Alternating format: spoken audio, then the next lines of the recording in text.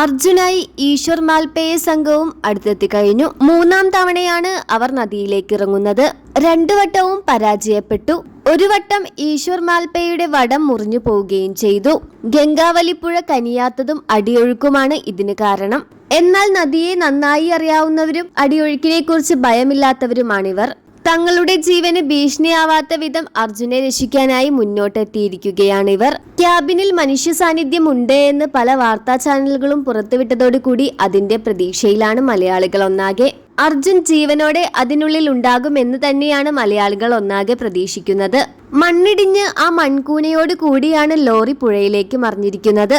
132 kilometre അകലെയാണ് കരയിൽ നിന്നും അർജുന്റെ ലോറി കിടക്കുന്നത്. അതുകൊണ്ട് തന്നെ അത്ര ദൂരം ചെന്നെത്തുക എന്നത് വളരെ സാഹസികമാണ്. മൺകൂനകൾക്കടിയിലാണ് ക്യാബിനെങ്കിൽ ആ മൺകൂനകൾ മാറ്റിയിട്ട് വേണം ക്യാബിനകത്ത് അർജുൻ ഉണ്ടോ എന്ന് സ്ഥിരീകരിക്കാൻ പോലും. എന്തായാലും ഇന്ന് തന്നെ അർജുനെ കിട്ടിയെന്ന ആ ശുഭവാർത്തയ്ക്ക് വേണ്ടി കാത്തിരിക്കുകയാണ് മലയാളി പ്രേക്ഷകർ ഒന്നാകെ.